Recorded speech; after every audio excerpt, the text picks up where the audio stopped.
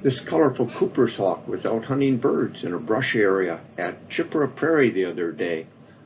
It's got a good supply of birds to choose from there right now, as there's wintering dark-eyed juncos and still migrating sparrows moving through the area. Cooper's hawks are resident birds here in Winneshiek County, so they're here all year long, and they specialize in hunting birds, but I'm sure they'll take things like chipmunks and mice, maybe even squirrels if they feel so obliged. I'm pretty sure too this is a female Cooper's hawk. She's very big, and males would be a little bit smaller. She was actually maybe even bigger than a crow. But if you're feeding the birds this fall and winter, watch for Cooper's hawks to be coming in and trying to nab a bird from your feeder. November is the breeding season for white-tailed deer here in northeastern Iowa, and the breeding season for deer is called the rut. And during the rut, the males, the bucks you might say, are looking for does, and typically the biggest bucks get all the dates. And we've got a couple bucks here sparring, you might say, for the attention of a doe. The buck on the left is bigger, and he ended up basically winning this fight when the little guy there on the right finally just decided to break off the battle and kind of go on and be on his own. But watch for bucks now. They can be active any time of day.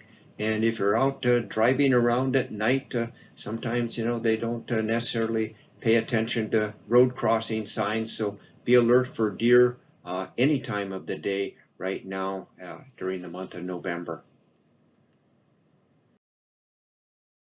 This cool looking wasp doesn't have a common name, but it's in the ichneumon wasp family, which is a group of wasps that are parasitoid on other insects, meaning that they live at the expense and eventual death of their host. So this particular ichneumon wasp right here, Annullatorius, the females will lay their eggs either in caterpillars or sometimes in the pupal stage of a moth or butterfly. And the eggs, when they hatch out, will consume the caterpillar or the pupa. And then rather than a new wasp, rather than a new moth or butterfly emerging from that pupa during the summertime, this wasp emerges instead. The females and the males will mate during the fall, and then the females will overwinter down in the leaf litter, hibernate, you might say. This is a male right here, and we know that because he doesn't have a red abdomen, but he's just going to perish now when the cold weather comes. But the mated female will survive down underneath the leaf litter, and then next spring emerge and start hunting for caterpillars to lay their eggs in. So if we get a warm spell now in the fall, you might still see one of these really neat ichneumon wasps kind of flying around.